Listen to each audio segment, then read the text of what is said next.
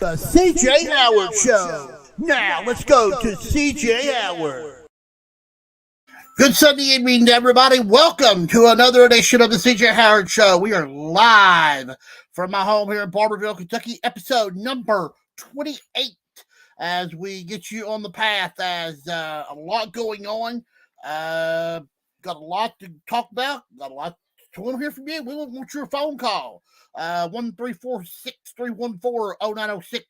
That's the phone number if you give me a call. I'm by myself tonight. A lot of people with a lot of things going on. It's really difficult to find a co-host right now.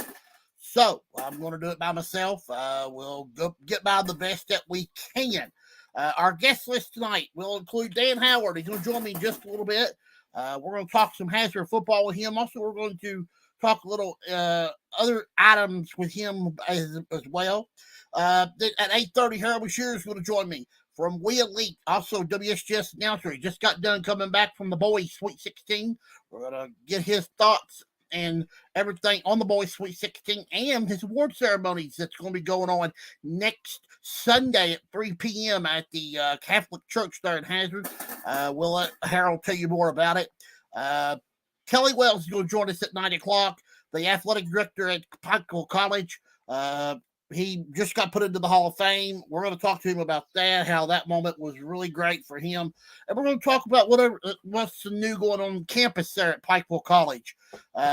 Hearing some rumors that the Pikeville High School may be getting a new football field and facilities. We want to check into that. Maybe he might know something about that. And then John's going to join me at 9:30. We're going to check out go back over the past week at the boys' Sweet 16, and then we'll have a year-end review basketball because we're going to close the lid on basketball and talk about next year a little bit as we're going to break it down for you. Guys, leave me your comments. I want to hear from you here on the show. We already got a couple comments here. I want your phone call, 1-346-314-0906. We want to hear from you tonight here on the CJ Howard Show. As I said, I do not have a co-host, and people's got a lot going on. I do understand that. I've also I'm going to go ahead and let people know now that I will be ending the show on April the 10th. That will be the season finale for the CJ Howard Show for season 2. We'll go ahead and put the lid on it. I want to do that before Easter. Ryan Lemon is supposed to be my co-host that night. I thought that'd be the perfect way to end season 2 with him, and we'll have a great guest list as well. We got Tanner's going to be with me next week. We'll talk more about that at the end of the show as well. Got a lot going on. NCAA tournament, Kentucky. Both women and men are out. My brackets are garbage, but that's about what they should be. And didn't do a very good job picking this time. I tried to go with the odds, and the evens got me this time. So we'll do better next year. This has been a weird NCAA tournament. We saw some upsets, not major upsets, but we did see some upsets today. Illinois got beat today. Duke did win. Duke is moving on to Sweet 16. My wife's a big Duke fan. She likes – no, she's not. She's not a Duke fan. She likes Kentucky. But I give her a hard time on Duke. So she's a basketball fan. And she's making me laugh. So, but we've got a lot going on. NCAA tournament. COVID. I want to mention that we didn't talk much about COVID last week, but let's talk about that a little bit. COVID really going down right now. The numbers are down. We're excited that's happening. That's great. Now, hospitals and ICUs, they're not being used much. That's good. So the one thing we want to get out there, though, we got to be we still got to be safe. We still got to be careful. I went to church this morning. I did wear a mask to my service to church. And I will wear it when I'm in big groups and closed areas. Because I still, there's still ways you can get COVID. COVID can still get you, but the best way to get it is be vaccinated. And a lot of people has done that here in the U.S. And of course, everybody does know there is another strain of that COVID in China right now. So we want it to stay over there. Hopefully, it don't affect any of the Chinese people, because China people, they've had a hard time as it is. But there is another, so hopefully it won't get into the U.S. and we don't need that as well. We've we mentioned last week, Daryl did, about Isaac Dixon when he missed the football, and my thoughts on that was very impressive. I don't know. Let's talk. I want to get your guys' thoughts on something. And you guys can comment in the box, or you can give me a phone call. We'll talk about it. What was your thoughts about the 1 year fifth senior rule? The first thing I want to say is I thought it was a very good success. All of our seniors that come back, most of them seniors that come back had very good success.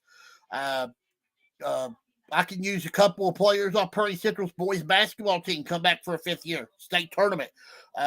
Emily Bowling, who played for Leslie County, had a really great senior year. She was become a big time major player this year, coming back for her fifth year. Some others have done the fifth year. Isaac Dixon was a fifth year player, a fifth year senior. And for Mr. Isaac Dixon to win this award, very impressive. Daryl talked about it last week on the show, how the numbers, how he averaged about 300 and some yards per game. He broke state record. Got one right here. Chris Jones did the fifth year senior thing. So I think it's a great thing. I personally would like to see it done again. Because there is some seniors out there that sometimes don't get the full package of what their senior is all about. Now, school, the last 3 years of COVID, from 20 to now, we're starting to really dig out our hole in that. So I think we just need to keep going on as we go from there. We had a lot of seniors do it, and I'm proud of our fifth year seniors. They had very good success, and I'm very proud of them kids that done that as well. We got 3 more coaching openings to add to our list that we had last week. Middlesboro boys and girls jobs are now open, and also Wayne County girls are now open. Former Estill County coach was the coach down there. I don't know if he decided to leave or just whatever, but he is no longer there. So Wayne County needs a girls basketball coach as well. We're going to have Dan Howard with us in about 3 or 4 minutes. Harold Brashear is going to join me at 9, and we're going to have Kelly Wells at 9. 8:30 is going to be Harold, and 9:30 we'll have John. Talk about UK a little bit. Of course, both UK teams are out. Kentucky lost to St. Peter's in overtime, 85-79. I listened to the rest of that game on the way home from a home baseball game that we had. Kentucky just couldn't buy a basket, much like the women did yesterday. They couldn't buy a basket in the second half. Late in the fourth quarter, she couldn't buy a basket, and it's sad. But you feel for the seniors, you feel for the kid. What's going to be who's coming back? That's the question now. We did see one today. Damian Collins is coming back. And that's surprising. I would have thought Damian maybe would have tested the waters, but he has decided he wants to come back for a fifth year, and he will come back. Oh, not fifth year. I think he's a sophomore, junior one, so he will be back on the UK roster. Now, others starting to make their decisions, except we'll hear from those people in the days to come. Let's see. Want to remind everybody too, if you haven't been, a lot of you have, and that's been terrific. But my new Facebook page over there, the CJ Harris Show, I want you to get over there and check that out. If you'll put it in the search bar on Facebook, you go over, you find that. I want you to like it. I want you to share it with other people, because we want everybody to know about the CJ Harris Show. I figured Ryan might call me tonight. I have not heard from him. Hopefully we'll hear from Ryan tonight. Ryan might have got busy. I know he's been a lot going on with him. Baseball really firing up all over the mountains. Started this past week. Leslie Kelly, I've been helping with them a little bit.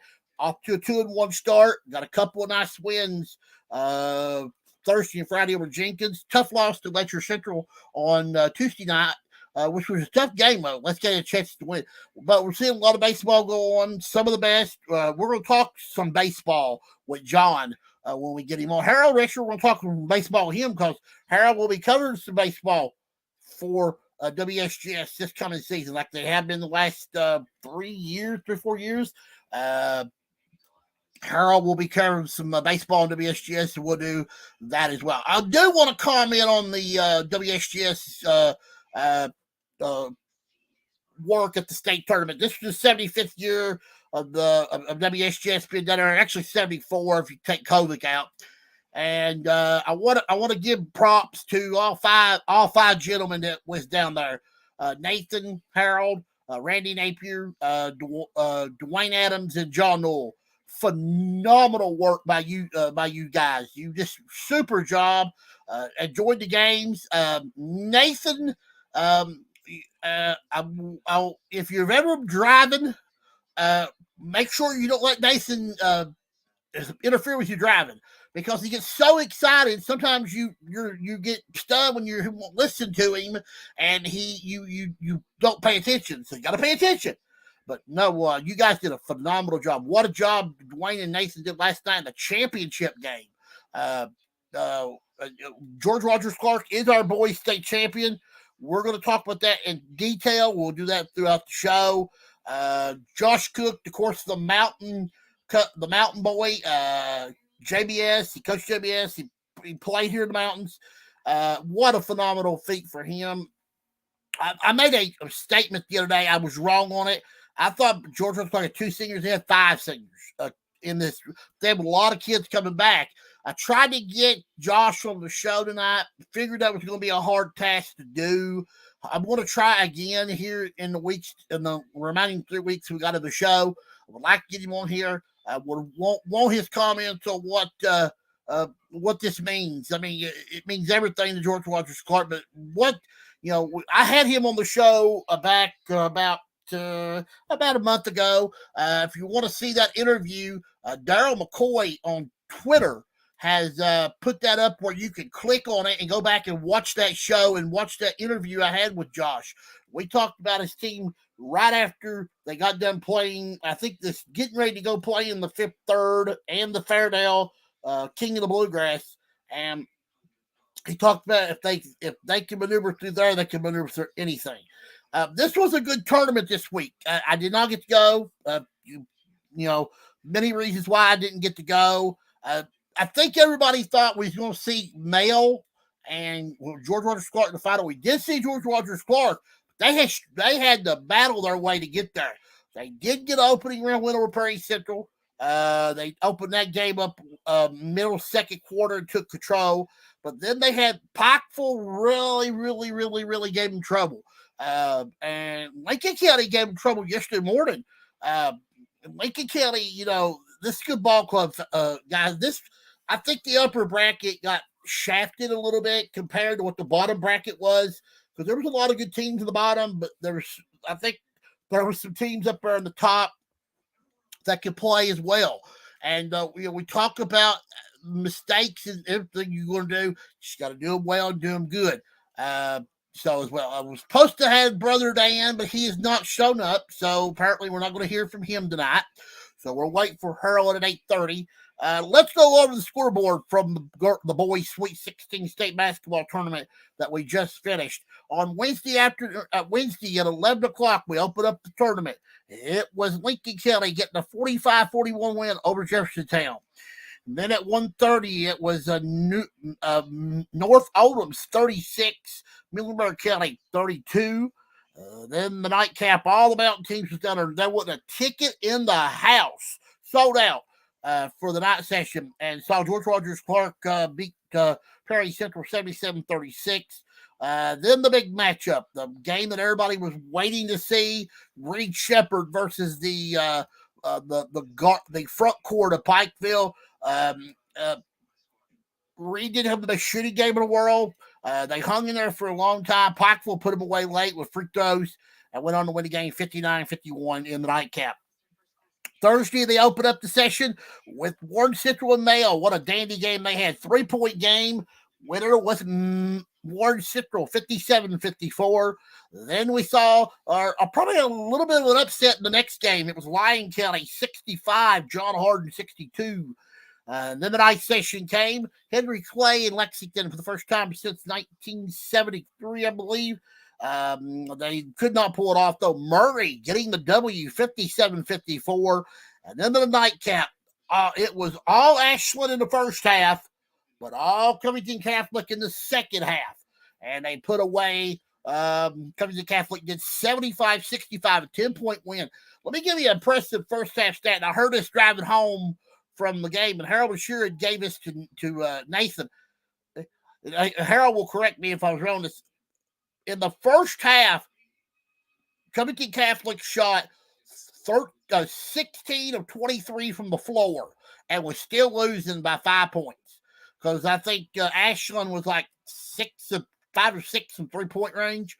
So that was it. It was unbelievable stat there, but it ended up being a 10-point game, 75-65. Then on to the quarterfinals. On Friday, where Lincoln County would get a 10-point W over North Oldham, 56-46. This was a much closer game, folks, than the score indicated. It got down to about 3 minutes to go. Lincoln County put it away with free throws, and then they hit a big three to go ahead and put it away.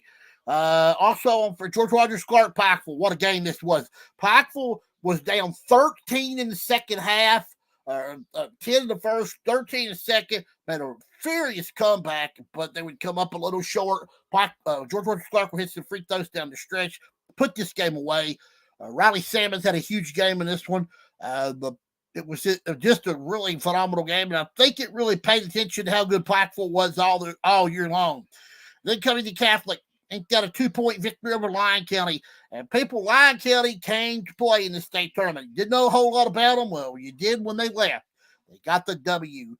Final score on that game was 59-57 over Lyon. And then the final game of the session, it was Warren Central beating Murray 54-48.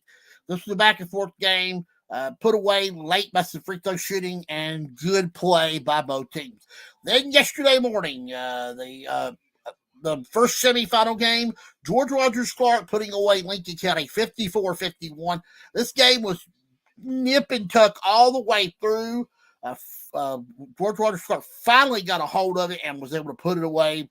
That put them in the championship game. They would await the winner of the Covington Catholic and Warren Central game. And this was a rock fight. These two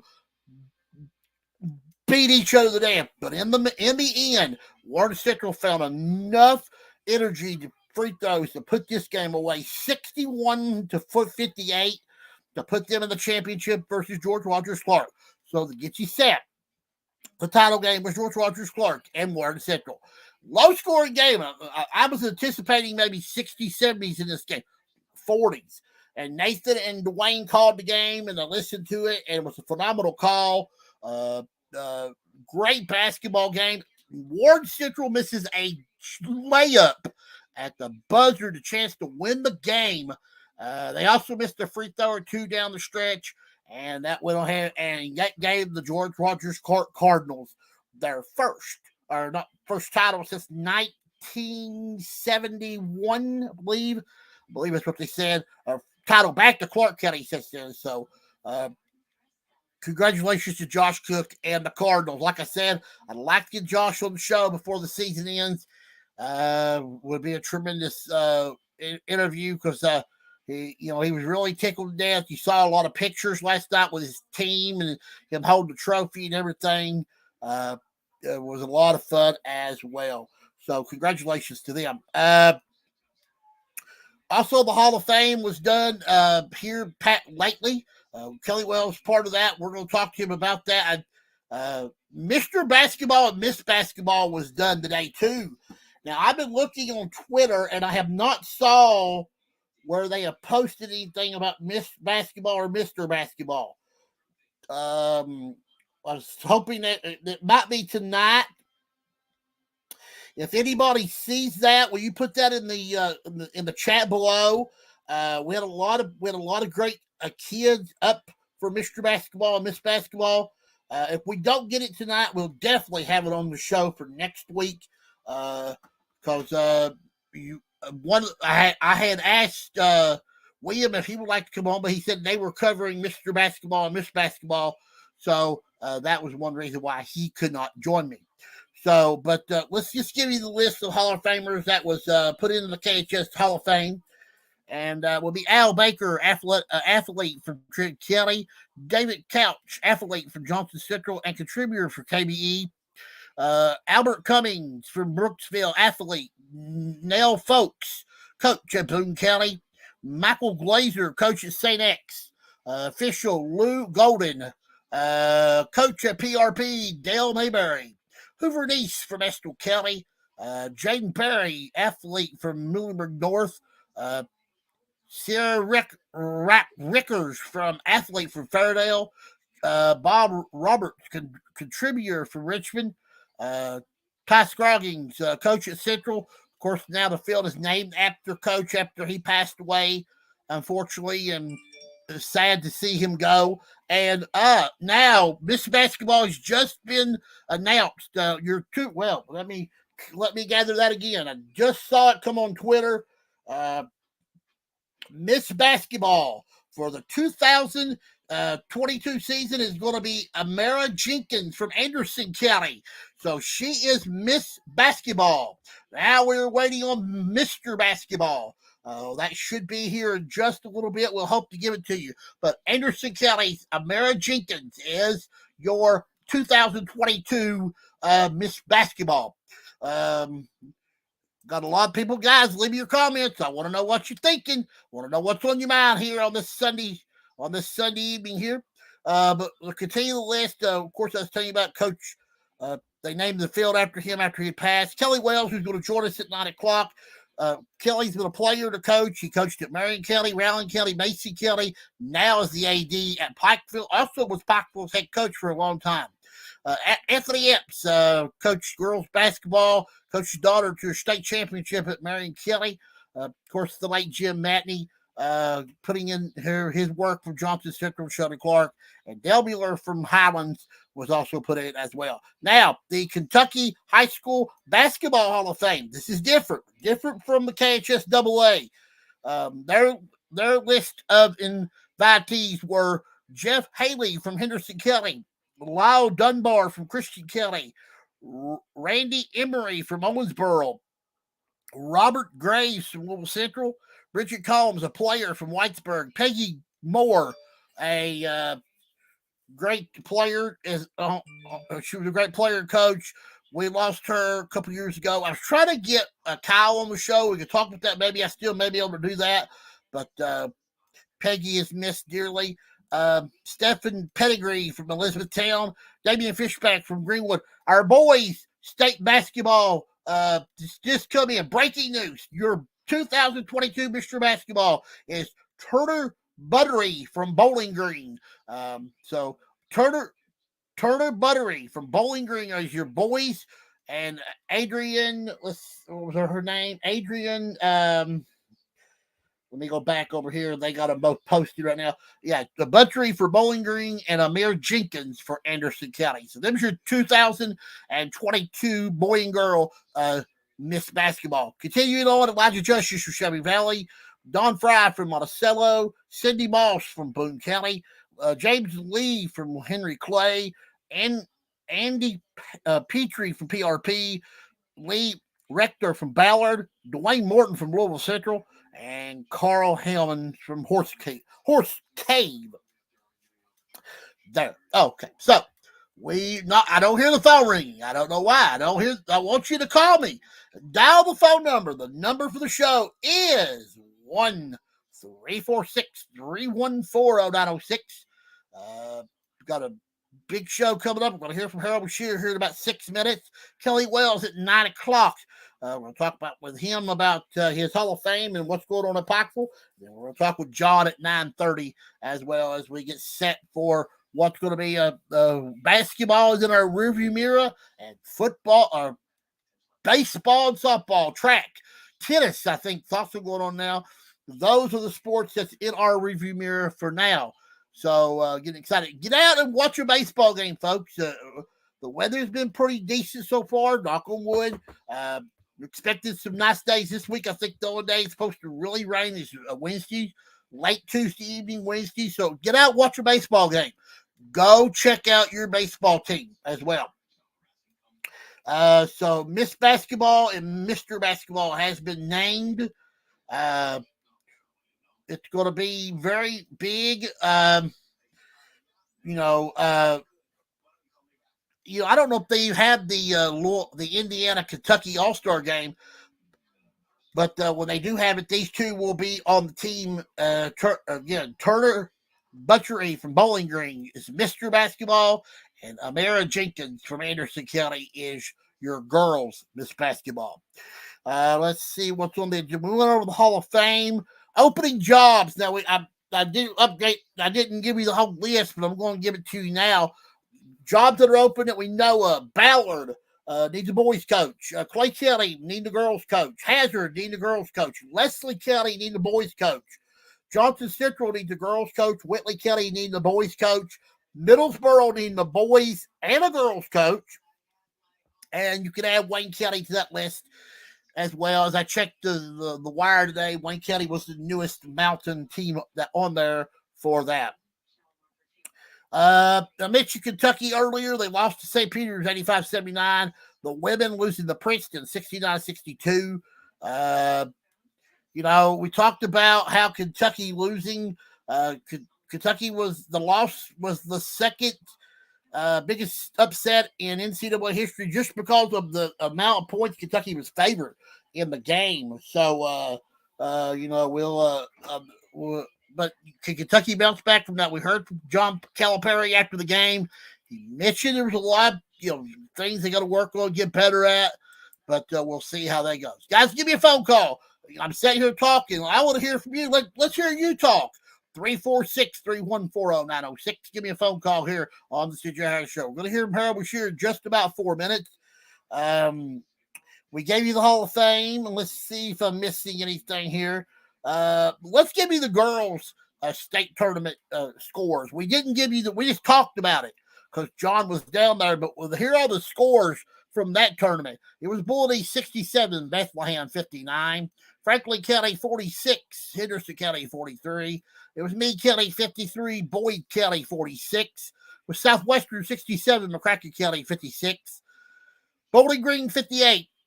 Letcher Central 45. It's Cooper 57. Pikeville 37. It was George Rogers Clark 42. Corbin 35. It was Sacred Heart 48. Anderson County 38. That was the first round games. Then the quarterfinals on Friday at Bullitt 62. Meade County 47. It was Cooper 55. Bowling Green 47. Sacred Heart 59. George Rogers Clark 40. And then it was Southwestern 47, Franklin County 40. Then the semifinals that morning, it was Bullitt beating Southwestern 66-42. And then it was Sacred Heart beating Cooper 50-29. And then our championship game was set.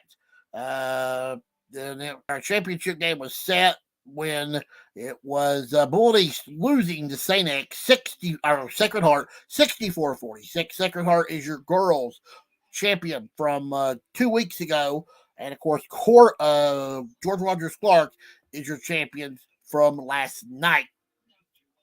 So that is going on as well. Talked a little bit about we was talking about Cleveland football. We was talking about NFL football this second. Watson is now a Brown. He decided to change his mind and sign with the Browns. Trade and sign, big trade going on. Browns sent, I think, was like 3 number 1 picks, two second-round picks, and a 4th-round pick for Deshaun Watson and a 4th-round pick. So Baker Mayfield's going to be on the move. Where will Baker go? We don't know. We'll wait and see.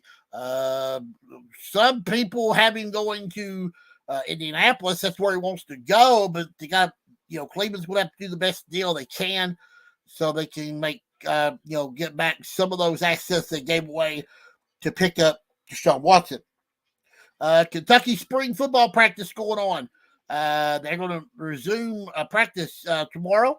Are they having a spring game? Somebody asked me that. I think they are, but I'm not for sure. We're going to hear more about that in the weeks to come as we'll find out for sure.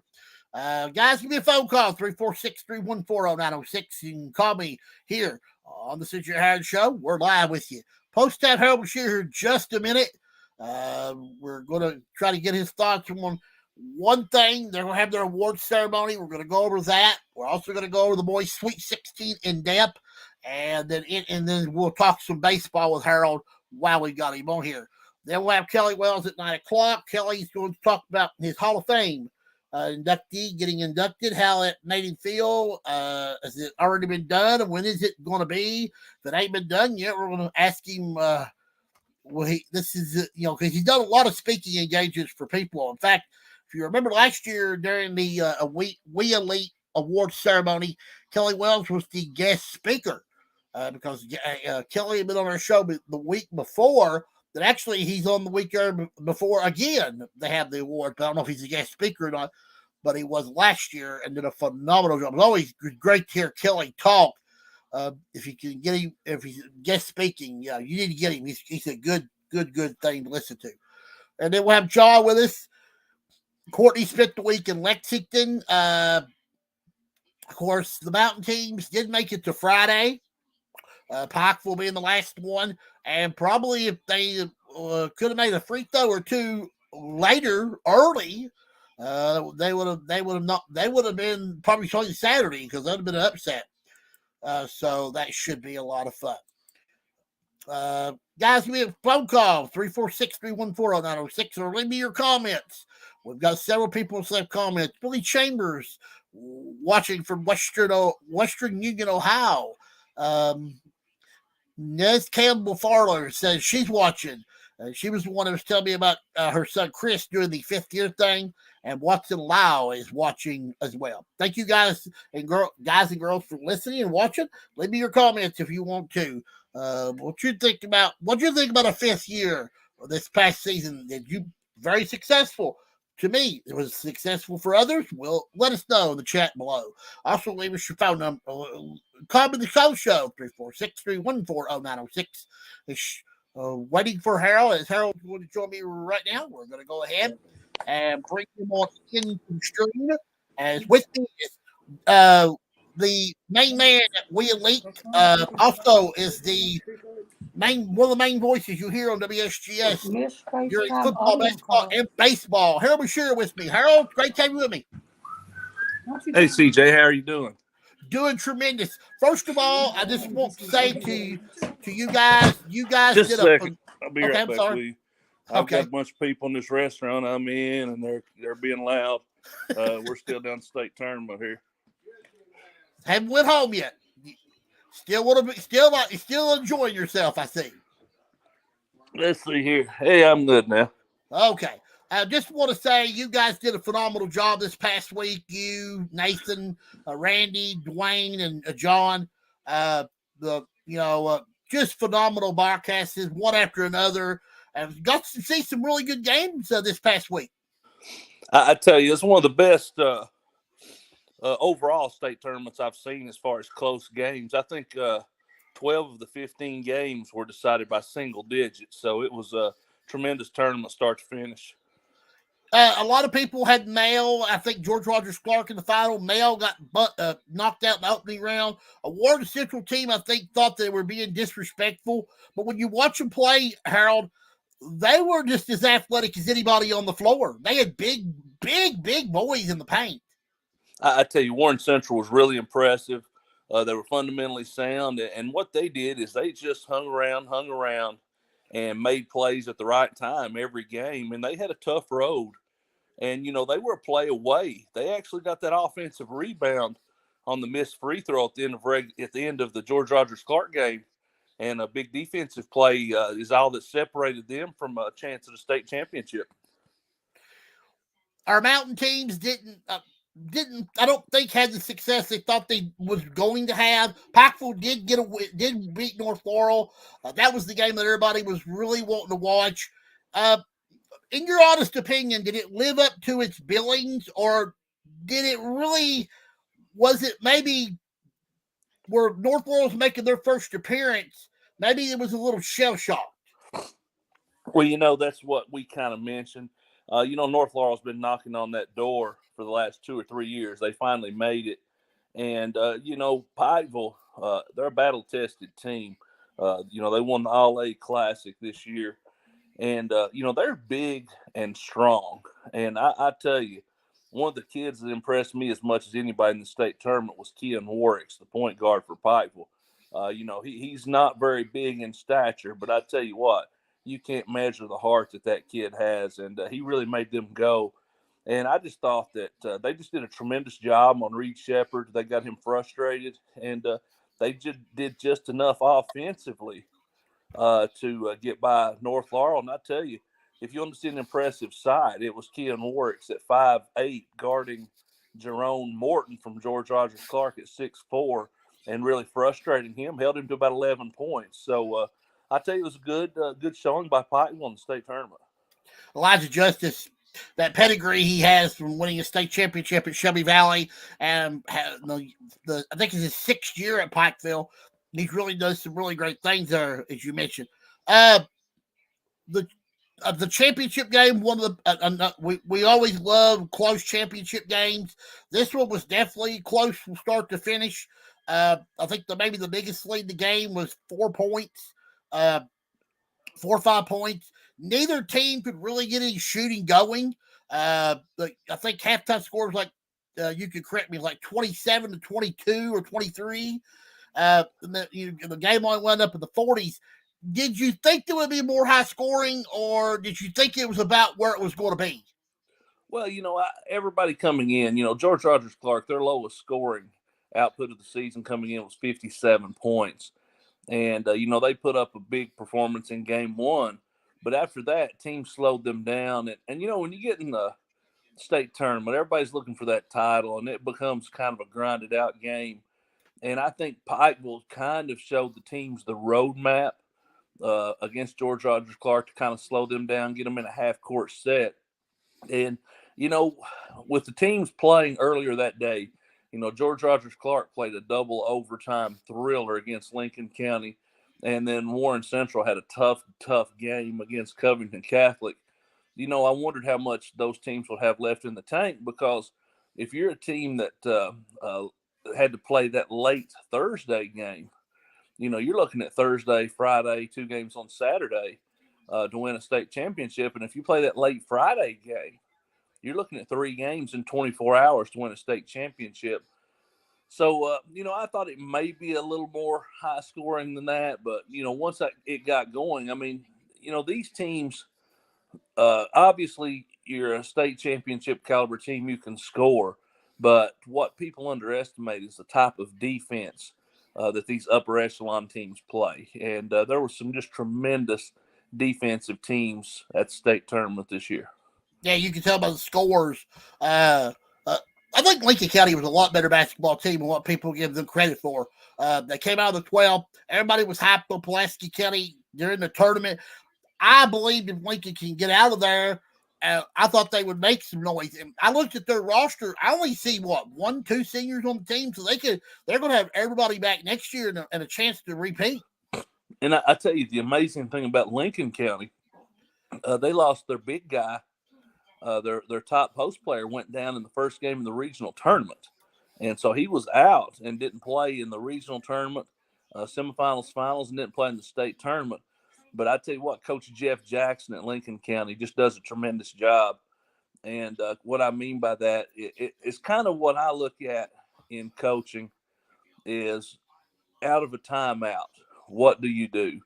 And I tell you what, Coach Jackson, out of just about every timeout, they scored a bucket or made a great defensive adjustment every time. And, if we maybe had somebody who made great adjustments out of timeouts coaching Kentucky, we might still be playing, CJ, instead of watching St. Peter's in the Sweet 16. Yeah. That would, you got to draw up. Well, you can't keep shooting 3-pointers either if you don't hit any. I mean, just like the women did yesterday, they went stone cold. You know, the men got themselves in trouble themselves, but I thought the women just went ice stone cold. They couldn't hit a basket. No, not even close. Neither team really shot the ball well. It didn't look like that neither team was prepared to go play in their game. As I watched a lot of these NCAA tournament games, I've just seen a lot of teams going through the motions. I watched Baylor yesterday come back from 16 down in the second half. No, 25 down. 25 down, half. 10 minutes to go. Yeah, and come back, tie the game, go to overtime. They still can't. North Carolina still finds a way to win the ball game. Yeah. So I mean, and you know, it's a different mentality. And you know, I'm not taking anything away from St. Peter's because everybody at that level can play, and the difference in teams from that level and the upper echelon level is not as great now as it used to be. But they were, 262nd in offensive efficiency, and we give up 52% shooting to a team like that, 6 backdoor layups. I'm not a big fire Cal guy like most people. For one, I don't know who you would hire, but, kind of my knocks on Cal are, we don't make adjustments out of timeouts. We, he refuses to play his own defense. Yeah. And the long athletes that Cal has are custom made to play his own defense. And everybody says, well, they would have made the threes. Well, not necessarily. Jim Boeheim's played a 2-3 defense for 40 years, and they're one of the top defensive teams against the three-pointer year in, year out. So, I think that Cal just needs to, using his words, he needs to tweak a few things, and he needs to be more worried about winning games at the college level instead of just putting kids in the pros. I 100% agree with that. You was talking about Kentucky. I could tell after the Tennessee game, Kentucky was never the same. When they lost to Tennessee, they lost every bit of their momentum, and they never was the same after that. Before the Tennessee game, I would have picked them to beat anybody around. But when they got in that Tennessee game, listen to what they got all their momentum took away from them, and then the last 6-7 games, they didn't play worth. I mean, they wasn't playing at the level they should have been playing at. Well, the only redeeming thing I saw after that, I thought the same thing. But then their bracket, they finally got in what you would call a favorable bracket.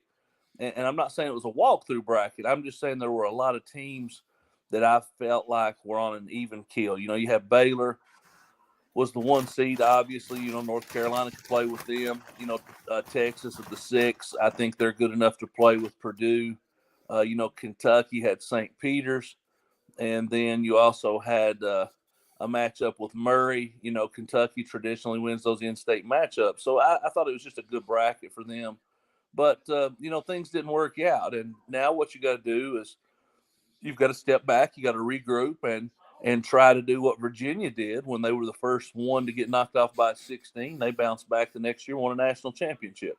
Yeah. And we only got one SEC team left, and that's Arkansas.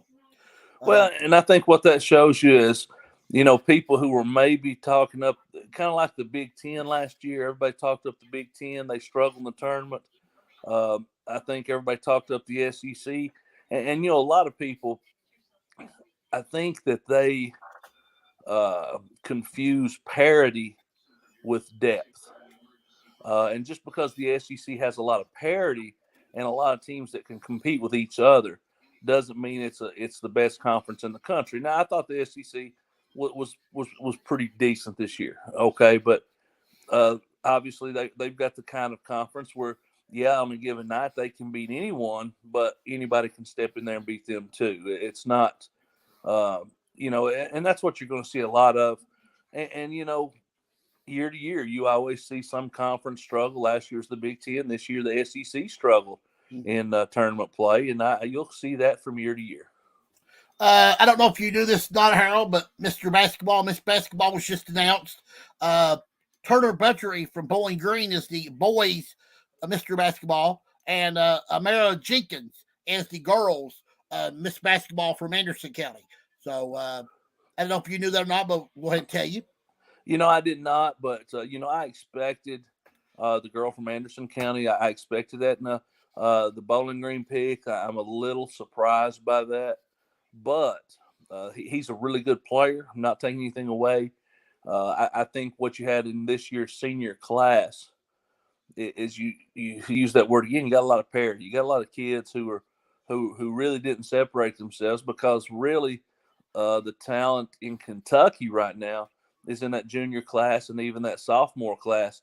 And I tell you what, you talk about a kid, everybody talked about Travis Perry from Lyon County and how, he was just he shot the ball a lot, just put up numbers. But I tell you what, that kid really had a good performance at the state tournament. And I think he really showed people he can actually play. And he's not just a scorer. He can do other things. Yeah.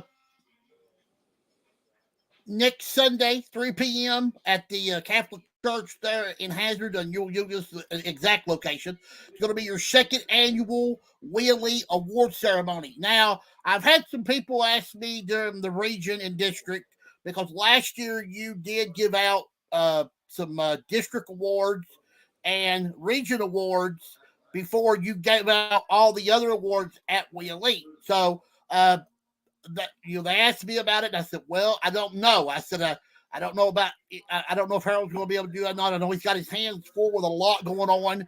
He's a very busy man, and but people were just wondering if you're going to maybe how's your award ceremony going to be, and are you going to bring those items back for future districts and region? Well, that's a possibility. This year, I was kind of out of the loop. Didn't call games for a couple of months this year. Got some other things going. I won't get into on here. Well, actually, I guess I can. I'm running for political office, so that kind of puts you in a bind as far as broadcasting. And those are some things we're going to look back at. But what we're doing with the We Elite shows, we're kind of incorporating some of those things into that this year. We've expanded the number of awards we're giving, and just to name a few, and actually it's at the Summit. It's going to be at the Summit Church next week, and it'll be broadcast on our Facebook page like everything else.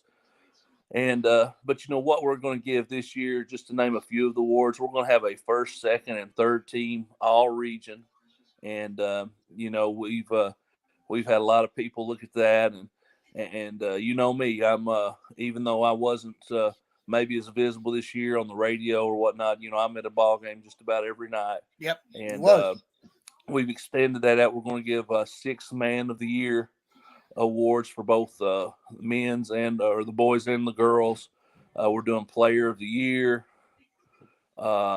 Just some Built Tough awards. We're going to give some awards for top scorers, top rebounders, defensive players. Just we've really extended that out. Last year was our first year. We thought the show went really well. We did a fall show this year that you can go back and if you want to catch that on the We Elite. But we did the awards for volleyball, football, golf, soccer, just all kinds of different awards there, trying to get that going. And then this year we're basketball is the king in Kentucky, and so with all its interest and all the teams that play, with football, we just cover the 14th region. Every team in the 14th region doesn't play football. Every team doesn't play soccer, so we just kind of combine those fall sports.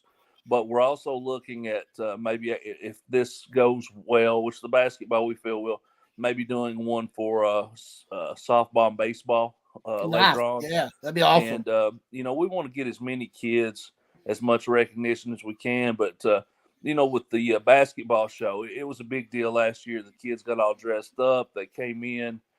We had some photo backdrops set up where the kids could take pictures. Some of the Player of the Year awards, we had some nice banners for them as well as their trophies. We got Coach of the Year. Last year, Kelly Wells spoke. It was it was a really good event, and really something for these kids, and these kids who work so hard, they deserve that. Yeah, no question about it. That's one reason why I wanted to bring you on here tonight, because I want you to talk about that, because that's a very big issue. That's a very big event, and well, I'm going to talk a lot about it next week after it's over, because I plan to watch it. Hopefully, you can send me a list of all your winners and people that won awards, and we'll talk about them on the show next week as well.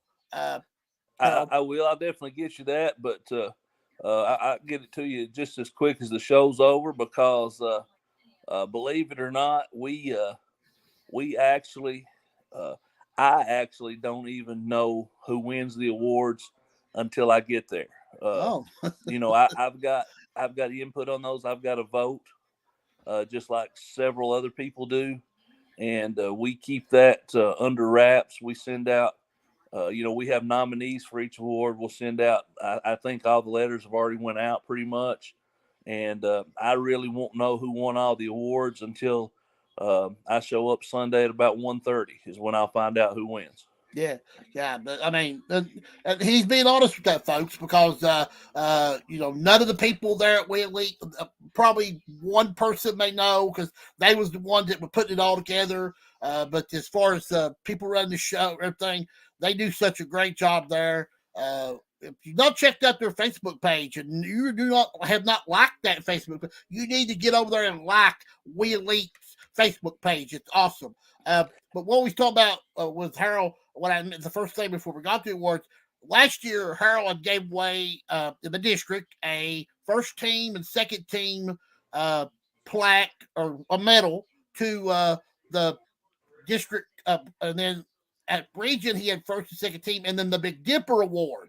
And I was wondering if the Big Dipper Award was still going to be a part of your award that you're giving out. Well, I'm not sure what all the awards are. Well, I've got the list. I don't have it with me right now, but I'm looking for in the these last couple of years have been tough with COVID and whatnot, and next year I'm really looking to get back to normalcy and give some of those awards out at the district tournament for all district teams, because I think all those kids deserve it. And I tell you what, if you got out to the 54th district tournament this year and the 14th region tournament, you saw some good basketball games. Yep.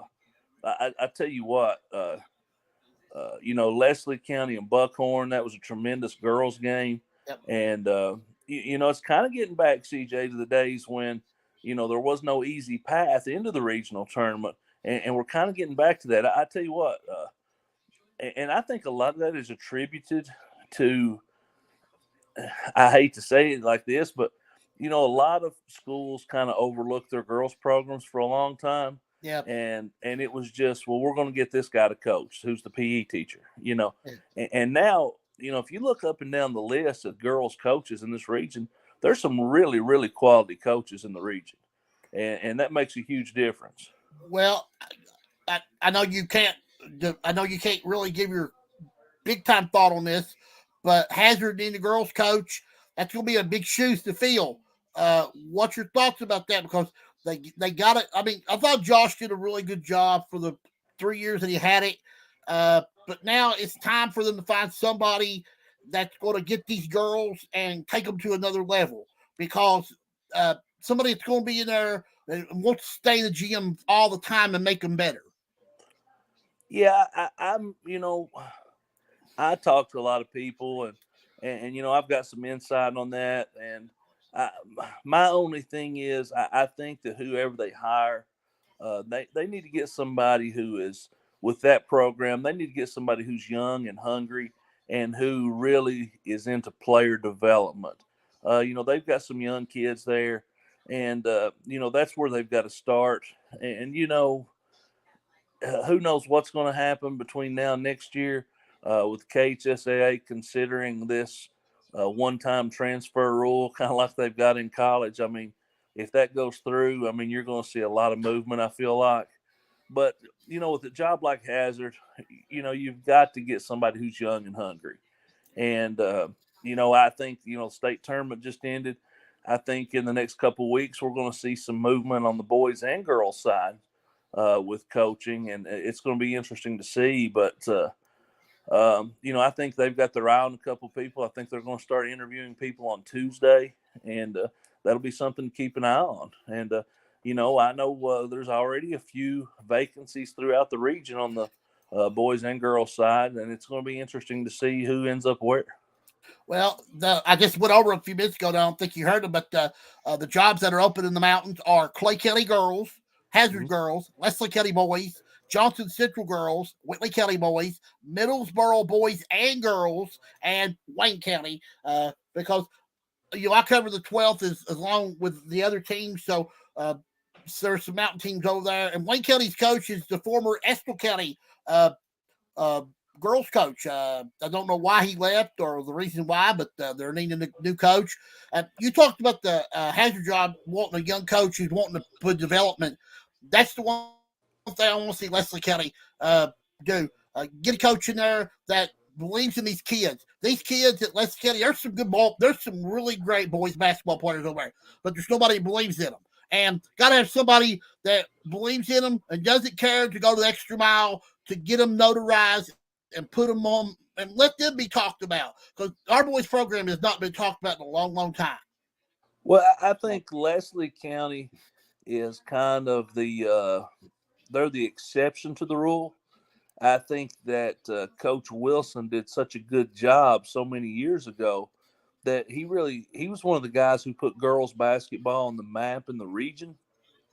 And I think that actually in Leslie County, the girls program is held in a little higher esteem than the boys program. And I'm not saying that is a negative thing, but we need to get the boys program on the same level. We need to get the boys program on the same level. Because there's some, right. And you're talking about some kids. I'll tell you what, if you saw Wyatt Hensley play this year, especially in the All-A tournament and then a couple of games late in the season, he's as good of a talent as there is in the region. And I thought Andrew Hacker really came along this year. And I thought it was kind of tragic that, Bradford was just starting to play well. And then he got knocked out with an injury. And, they just had so many kids coming in and out this year. It was hard to get anything going. But they've got a couple nice young kids who can really develop into players. And with Wyatt Hensley, like I said, there's no reason that you can't build a program over there. No, I believe that 100%. Well, Harold, I'm grateful that you was able to come on and talk about your award ceremony program. We Elite award ceremony next Sunday, 3 p.m. at the Catholic Church there in Hazard. At the Summit Church. Summit Church there in Hazard. 3 p.m. is the starting time. You can watch it on We Elite. And then, of course, Harold will send me a list of all the winners and everything. We will talk about that on the show on next Sunday's show. Harold, thank you so very much. I want again, thank you so much for what you guys did this week, WSGS and the whole crew. Guys was phenomenal. And I'll tell you what, Randy Napier, he needs to stick with radio. He did a fantastic job. I already knew that you and Nathan and Dwayne and John are really good, but Randy brings a really good view to the games too. Well, I enjoy working with Randy. It's a different viewpoint, and we're I coached before. Obviously, he's coached. He won 886 games, so he knows a little bit about it. And I always enjoy doing games with him because we can go in a little more depth as far as strategy and things like that. And I tell you, he did a good job. And he did. He really glad he's out there with us. Yep. Well, Harold, you have a safe rest of the evening. Hope you make it back home safely from Lexington. And we will hear from you on Sunday when you send me the list. And thank you so much for coming on. All right. Thanks a lot, CJ. Thank you. Harold Brashear of We Elite, also from WSGS, where you can listen to him. You did get to listen to him this past week. The boys Sweet 16, him, Nathan, Randy Napier, Dwayne Adams, and John Knoll. They did a phenomenal job. there at the state tournament. Oh, with me now is a good friend of mine, Mr. Kelly Wells, the athletic director at Pikeville College, former Pikeville College head coach.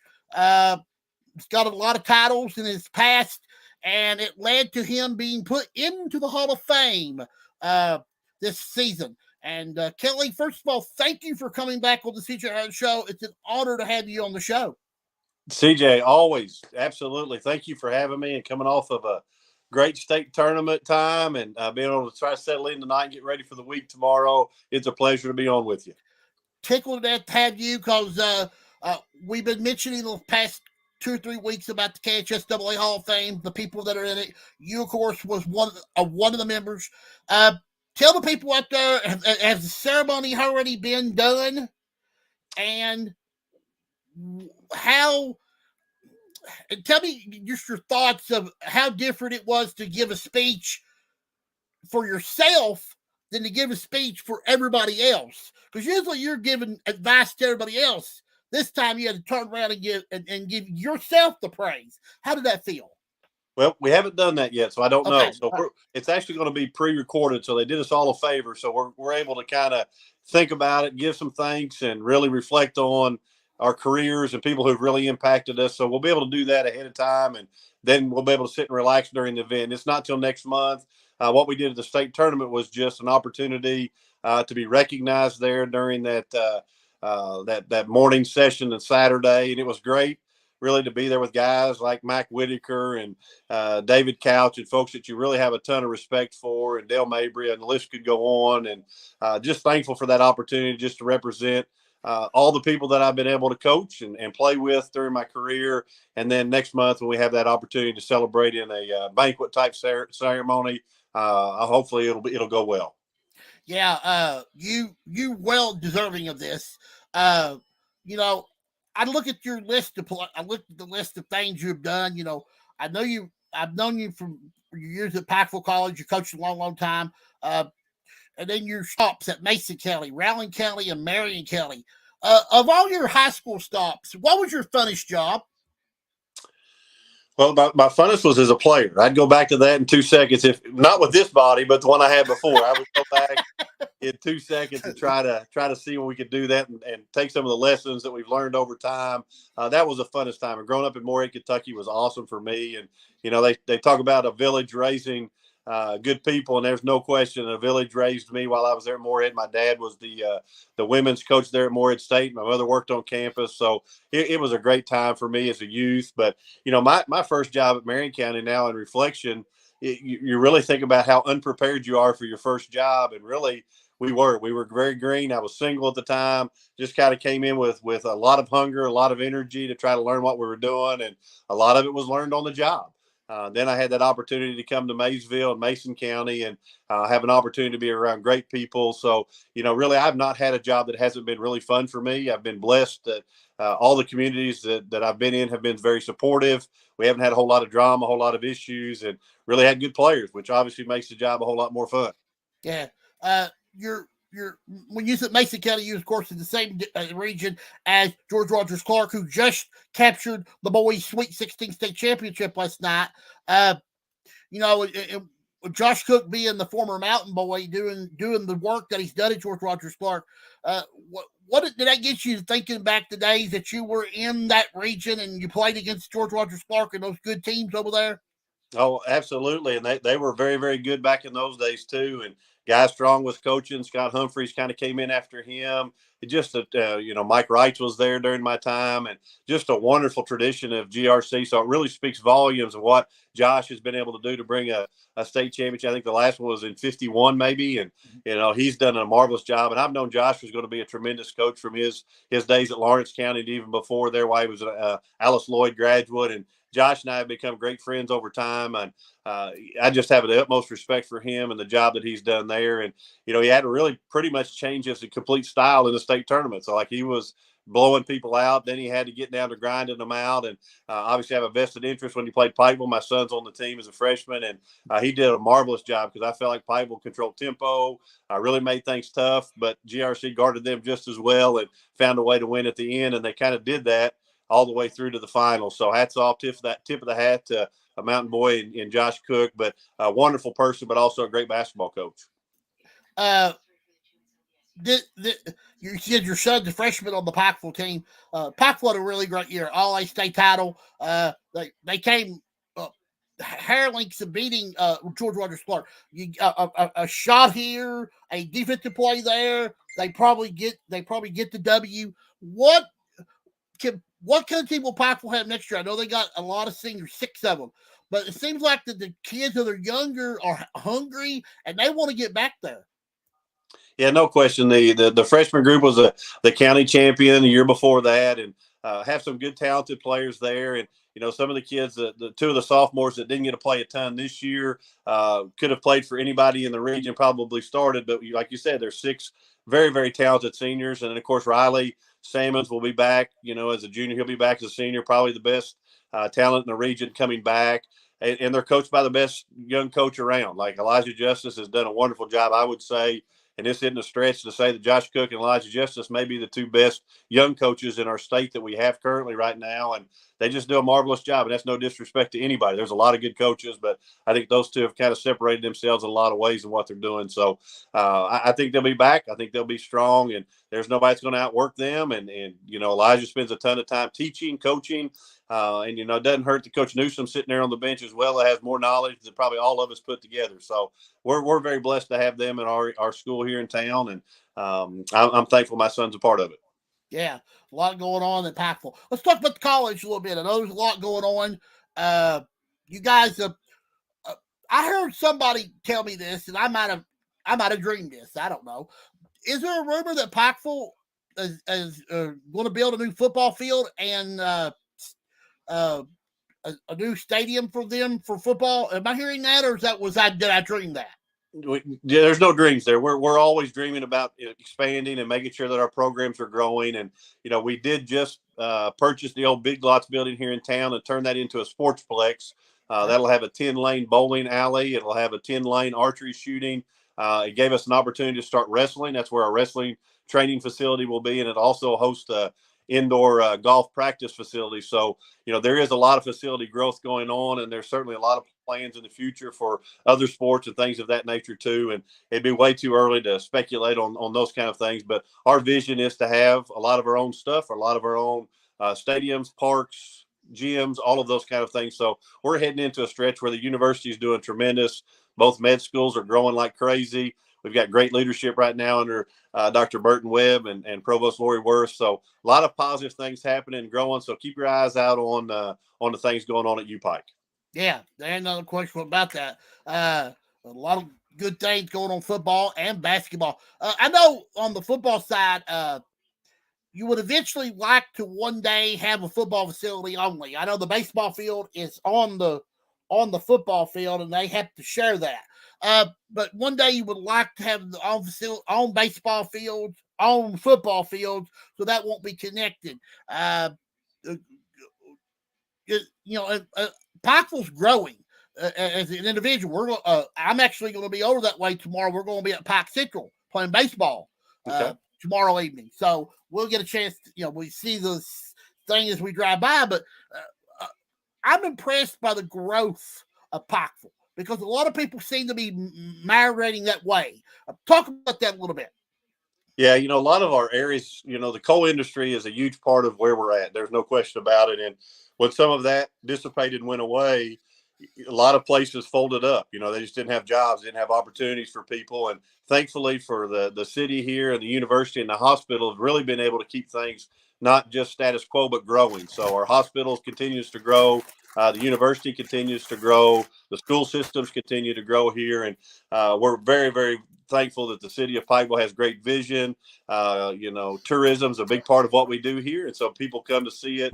And the Appalachian Wireless Arena has been a piece that's really brought a lot of people into town. We're thankful for Hillbilly Days to be back. I think this will probably be the biggest event we've had maybe ever, with it being gone the last 2 years due to COVID. So look out for that. You may have to leave town during Hillbilly Days to fit everybody in town. So we are really growing, CJ, and it's a real blessing because a lot of places aren't doing that in our area. So we're very thankful that we have people still coming to visit. A lot of jobs here, a lot of opportunity, and sometimes you have to shift careers. I know some people, the coal mining industry has shifted into more technology and trying to find those new careers. And we've been blessed to be able to do a lot of that here in the area. You mentioned the Pikeville, the Appalachian Wires Arena, a lot of great events going on in there, not just basketball, but you got concerts and horse racing and bull riding and all kinds of different things going on in there. So just like the Corbin Arena here in Corbin, a lot of good things going on up there. I just wish the 14th region had their own arena like the 15th and the 13th. I feel like they get left out a little bit because they still, they're still playing in traditional high schools, which is okay. The games, but I like Corbin Arena, but love your guys' arena because that Appalachian Wise Arena is perfectly fit for a high school environment. But talk about the football team and basketball team a little bit. I know their seasons were middle of the road. I think football's looking for a big year next year. So is basketball. You guys have got some big time opponents on the schedule. Getting the fans back out too. Talk about that because I know that's had to been battles to try to get everybody to come back and say, "Hey, it's safe. Come on back. We can take care of you." Talk about that a little bit. Yeah, the COVID reset has really been a challenge. I mean, people have really been guarded, but you'll see that even during the NCAA tournament now, people are coming in, filling the arenas up. We were blessed this year to be able to have a lot of fans at all of our games, and I'm so thankful for that. And, some of it was during the masking time, and towards the end of it kind of came a little bit clear where you didn't have to wear masks, and we're not doing that now on campus, and that's really helped baseball, softball attendance. But, marketing is always a big key, and we've got to continue to do things outside of our comfort area to get the word out. We went to a lot of streaming to make sure that parents from all over the world who have kids at our university get an opportunity to see their young folks play, and that's been a great success for us. But we have a huge arena we try to fill for basketball, and the same thing for football. And, Coach Corey Phipps just is our second year of taking over our football program, so he's still in the growing stages of that. Had a tremendous year. We couldn't have asked for more with a late hire, everything being in the spring. He just did a marvelous job for us. And then basketball's in a transition period as well with Coach Compton taking over for me. And every year he's gotten better. Went 14-14, 17-14. So now we're going to continue to grow that. And he knows the expectation. And certainly there's nobody who wants to get back to the national tournament and back to where we were before. And he'll do that. He's the right guy for the job, and he'll get that moving. And on a high note, our women's team, Coach Williams, got them to the national tournament this year and won the first game of this 64, made it to the final 32 and got beaten overtime on the road at a true road game at Bryan College. So a lot of growth and a lot of good things going on all three of those sports. And CJ, keep your eyes out. Those folks will turn it around, and we'll be back to where we were celebrating those championships again with those teams. Oh yeah, a lot of times when I ain't got much to do, I'll go check out Union because they're real close to my house, and then I'll go up watch the University of Cumberland's. I was surprised that the Cumberland's is going to have a new football coach. I didn't see that coming. I would have thought he would have been there for a long, long time, and I think he's been there for 8 years. But I can't remember right off top who they hired, but. That's going to be something new for them in there in Winsburg to have a new head football coach on the sidelines there at the University of Cumberland. Yeah, Shane Housekeeper is the one they hired. He's an assistant coach at Georgetown College before he came over, and he's worked for Bill Cronin. There's none better that have done it than Bill Cronin at Georgetown College. So he's learned a lot. And actually, Coach Housekeeper was my very first strength and conditioning coach when I came to Pikeville. He would drive from Georgetown, Kentucky to come to Pikeville to help work our kids out. And a true class act. He'll do a wonderful job for the University of Cumberland's, and look for them to continue their great stretch going. And he'll do really good work for them. You keep your eyes on him. He's a superstar waiting to happen too. Yeah, got a lot of good young coaches all around the mountains. I talk about Alice Lloyd all the time. What a job Scott Cornett has done with the men's program there. And, for him to have the success he's had the past 3 years and coaching baseball on top of it, that just speaks volumes for what kind of a person Scott Cornett is. Yeah, there's no question. He's done a marvelous job. I tried to do the basketball and the AD's job at the same. I went home, didn't think I got one thing right. So I have much admiration for him, and certainly the job he's done is not only just doing the job, he's been very successful at it. And, you know, Coach Stepp helping him there has really been great for him too. And they make a good duo, good teammates. And he's had a good team. They've played really well, had a great year this year, a little short of the national tournament, but they did a good job. And I'm a big fan of Scott Cornyn, and he does a wonderful job. And even on top of all of that, he's a better person than he is a coach. Yeah, and the women's program at Alice Floyd has been coming on really strong the past couple of years. You know, I get a little confused with the NAIA a little bit because they got divisions here, divisions there. This team goes there, that goes. And I always wondered why don't everybody that's playing NAIA go to the same place? But they say that they have explain that a little bit to folks because they may not quite understand because if you say you're playing at NAIA school, but you know, they may not go to the same places. So talk a little bit about that.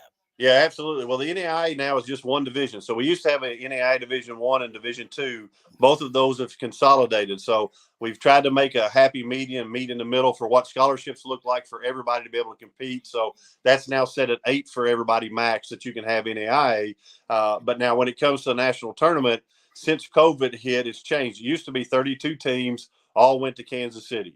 So when they did the merging of the Division II and Division I, they wanted to be as fair as possible. So we did a tournament for 64 teams. So trying to do 64 teams at one venue, you would be there for almost 12 days. So it's hard to get all of that in. And then you add the women's on top of that. So you can imagine the length of that tournament.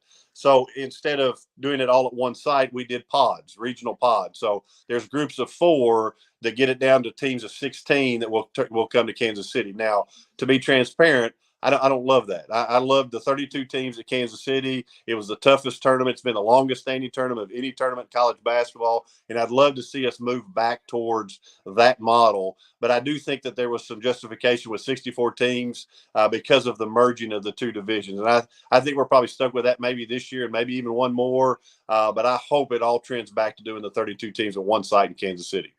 Could we see football expand? I know football unless you win your conference or you're undefeated, you don't get in the playoffs. And there's been some teams that's got some pretty good records, 9-1, that don't make playoffs. Is there any future talks about expansion in the playoffs for football? Well, I think there would be some more talks of people at their institutions expanding and adding football. So West Virginia Tech, for an example, they terminated football several years ago. Well, they're bringing that back next year. So I think the move is to try to get more institutions to start up football. Now it's an expensive endeavor. So like you have to put some serious money and cash behind it with scholarships, but it also brings a lot to your university, a lot of diversity to your schools. It brings a lot of kids to your school, a lot of opportunity. So I'm a huge fan for it. But, you know, the ratio between who makes it to the national tournament kind of goes along with all the football schools in the country. So you got to have more teams in to try to add a tournament, or because 50% of your teams end up making it to the postseason. And that's not really an honor. You're just part of the half. So really, to be able to make that bigger, we need some more institutions to step to the table and start football as a sport. So how many new schools do you know of that'll be starting football that hasn't had football? West Virginia Tech was the only one that I know for sure coming into this next year. Now, there may be more because declarations don't have to start until July, but I hope we have some more schools started. Now, I don't know if you've kept your ear to the grind. We're actually starting female football. There's women's football now, which is what? Yeah, it's women's flag football, and it's been starting a lot. Obviously, the more southern you are and the weather's better, you have opportunities to do that. But there has been some in Missouri and Kansas City that have started a lot of the flag football for females, and it's been okay. It was year number 1 this year. I don't think it's in our vision of starting that, but you will see that as an NAIA sport, which is women's flag football. There's some tough women out there. Trust me. There's some women out there. I'd put them up against any man out there playing football because they can rough them up now. You wait and see. Kelly, I'm so tickled to death that you got put in the Hall of Fame. Let everybody know when the ceremony is going to be and where they might watch it if they can't be a part of it, or how they can see it, or where it's going, just everything. Yeah, it's through the KHSA, and most people that were listening tonight, the KHSA had all the records awards tonight, all the field goal percentage, 3-point percentage. They also named Mr. and Miss Basketball tonight. Congratulations to those folks who were in that ceremony, but also the 2 winners of Mr. and Miss Basketball. That same group is going to run the KHSA Hall of Fame one as well. We go in April, I think it's April 22nd, to do our videos, adding our slideshows and pictures and that kind of stuff. And I'll have to get you the date for sure. If it didn't happen yesterday, I've forgotten it, and you're on my phone right now, so I can't look at the date. So it is sneaking up on us very close. But the KHSA will have it televised and streamed just like we do here. It's going to be in Lexington. It's going to be a huge venue. And not only is this year's class going in, but last year's class who got affected by COVID, they couldn't have the ceremony. So it's going to be a huge class, and it's going to be so much fun of being able to be there with all those folks and their families. So I'm looking so forward to it, but I'll get you that exact date for sure. I wish I had a list of last year's KHSAA Hall of Fame. I'll have to get that and mention it next week along with this, because I know also the Kentucky High School Basketball Hall of Fame is having their Hall of Fame too coming up very soon. They brought out their list of people they're going to be putting in. We had 3. Elijah Justice actually will be in that ceremony for this year. He's being put in the Hall of Fame through Shelby Valley. And then we had 2 other Mountain connections. Bridget Combs, a player at Whitesburg, and then, of course, the great Peggy Moore, the late Peggy Moore, we lost back a couple of years ago. So she's going through with Buckhorn. So got a lot of Mountain connections here. I know Mountain connections for the KHSAA Hall of Fame. We got David Couch from Johnson Central. He's a contributor for KBA. Huber Neese, coach at Estill County, a long time for football. Of course, you. And then, of course, Jim Matney. Putting him in was probably the best thing that I had ever seen them do, because he deserved to be in there. Eventually, if he could have kept his life going, he would have been in the Hall of Fame anyway. But for them to put him in after he lost his battle with COVID, I shed a tear, because Jim Matney's one of my favorite people in the world, and I miss him every day. And this is a really great class. Yeah, it's an honor just to be included. I mean, you talk about folks like Jim Matney. I mean, I don't feel like I'm worthy to even be in a conversation with guys of that nature. Their heart and soul was not only in just football or just in wrestling, but in the heart of their community. They just basically were the staple of their community, kept it rallied together, and really an advocate for the Mountains too. So I'm just thankful to be a small piece of a great celebration. I'm looking forward to it, and I'm just going to sit back and enjoy it and come along for the ride, and hopefully it'll be a great event. But don't forget too, CJ, with the Mountain Sports Hall of Fame that we have in Wayland. I'm on the board of directors there. We're getting ready to do a fundraiser for that, and that's where King Kelly Coleman's statue is. They're redoing the Wayland Gym, and there's going to be great. It's just giving us an opportunity to honor more of our mountain folks in our region, and really keep that someplace with rings and jackets and trophies and all of those kind of things in recognition there in Wayland. It's a wonderful thing, and anybody that wants to get involved in that, I'd be happy to connect the dots, and we'd love to have you at our ceremony. But come to Wayland and visit all those sports memorabilia that are there as well. I know I saw some pictures where they had remodeled some of the gym this past year. Is that right? And they're still doing some remodeling on it as well. Yeah, and Kelly, CJ works. It takes that dinero to get that stuff going. So we need some people to step to the table and give some money to make sure we can continue that development.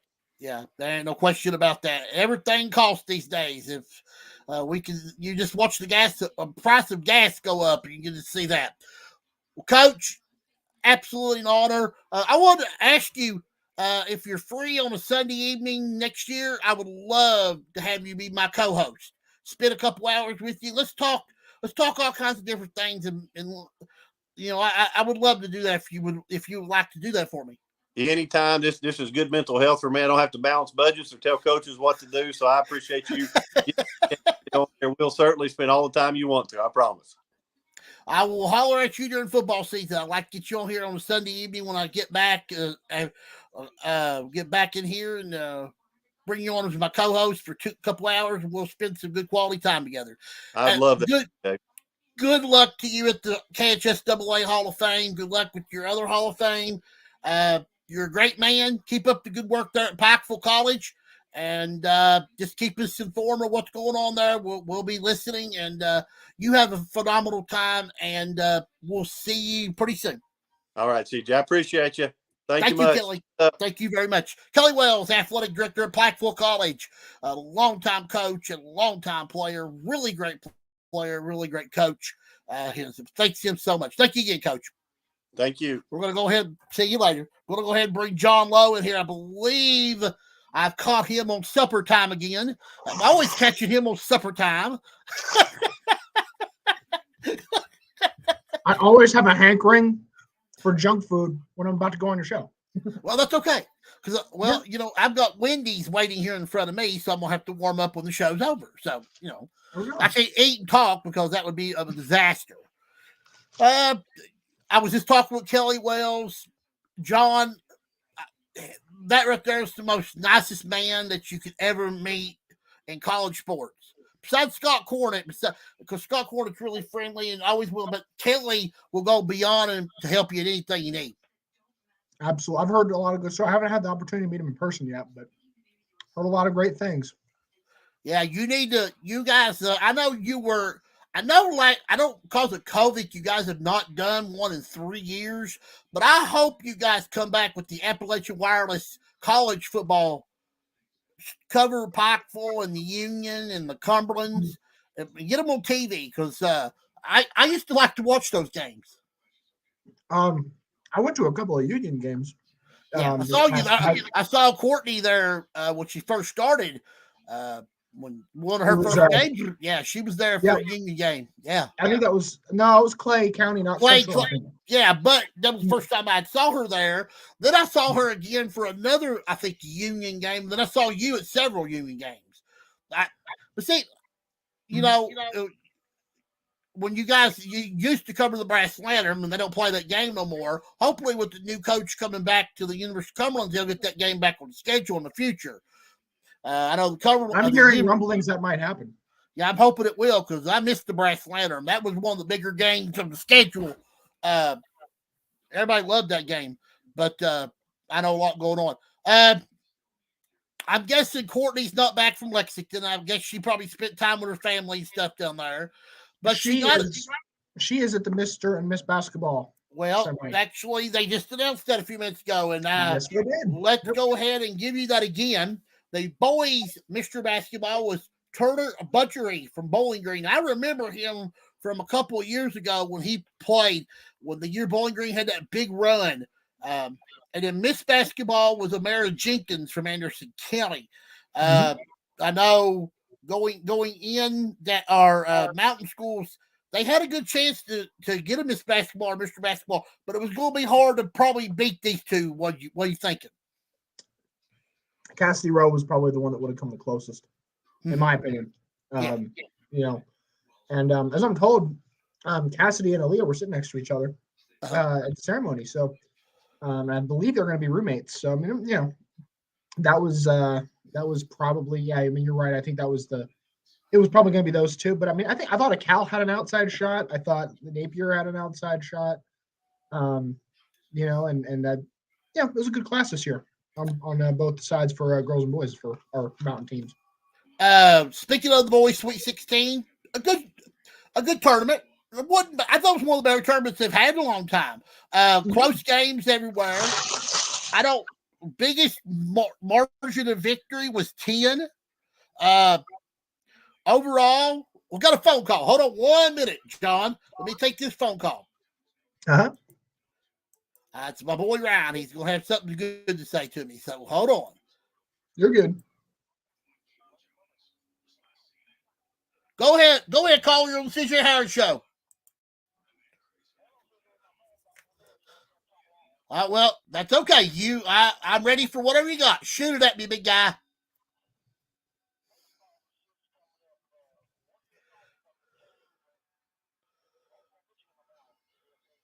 Well, so far, Ryan, we've seen a lot of teams use a lot of pitchers. Everybody got to play a lot of baseball this week, and that was good. We had very few rainouts. That was good to see. There's some good pitching in the mountains, Ryan, on the softball and baseball. I I think yesterday we saw a couple of nice games done at Prairie Central. Corbin was down there. North Laurel was down there. North Laurel looked very impressive from what I heard. And Corbin looked pretty good down there too. So a lot of good athletes going on playing baseball and softball, Ryan.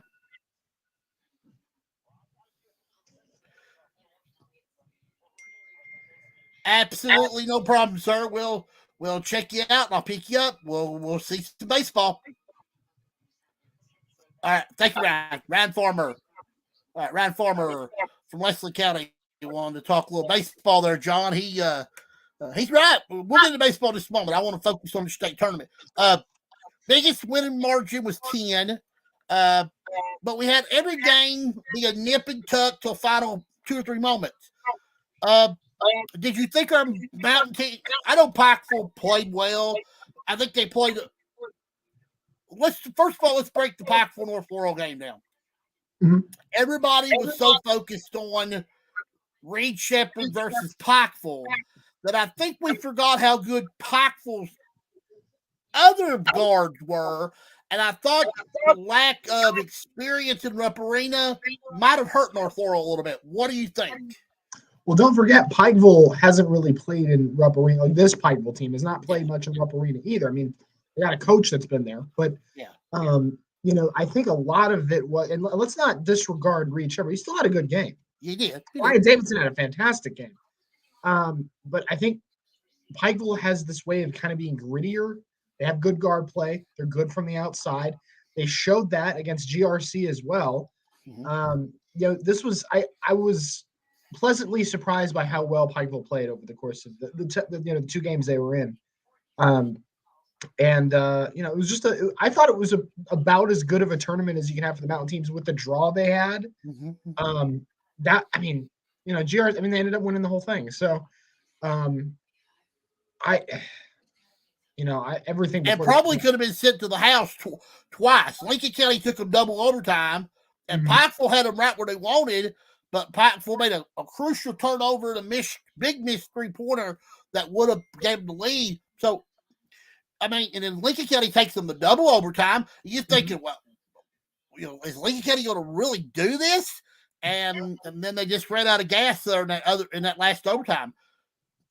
It was really the anti-Pikeville game because GRC kept Pikeville at bay for the most part for 3 quarters. Yeah. Pikeville comes back, and that's what Courtney was saying. He was there. She was texting me, why couldn't they have played this way the whole game? Well, they started off the game 0 of 8 from 3-point range. Mm-hmm. Then they started finally hitting some shots.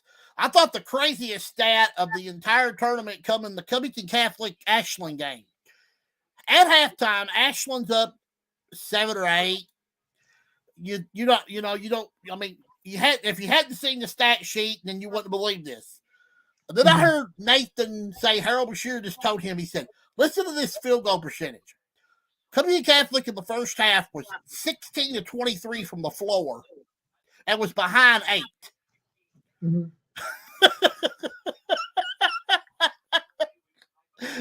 And then the second half Covington Catholic, rolled.